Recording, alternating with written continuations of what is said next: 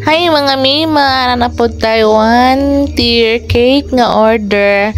Unya gibati man ko kaanyag, wa may mga balls nga ready, naghimo ko og Rice Crispy gani gibutangan nako og kanang fondant.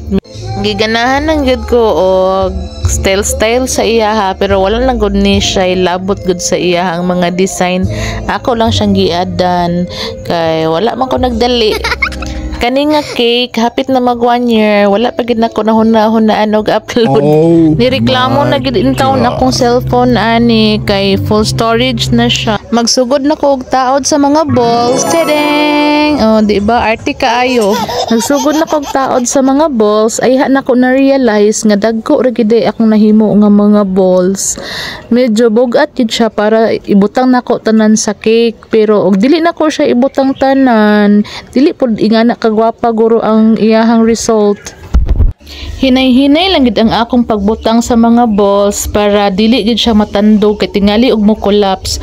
So giampingan gid nako sama sa pag-amping nako sa amo ang relasyon. Aw, unsa ba di ay? Ang cake raman di mo'y ampingan, sorry. Gibutangan lang pod nako siya gamay duot para ma-touch niya ang frosting nga mo'y mugunit sa iyaha para dili siya mahulog ba sa lain. Hapit na siya mahuman mga mi, so double check lang nato og wala bay mga crack ang cake. Then nato lang din itaod ang iyaha mga printed toppers. Kay printed toppers man ang na-available nato. Hinay-hinay lang kay taas pud kaayo iyahang ngalan.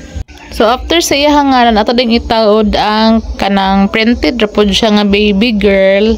Dayon ang iyaha ding kanang candle nga one o ang happy birthday kay sila na ang client na ko na provide.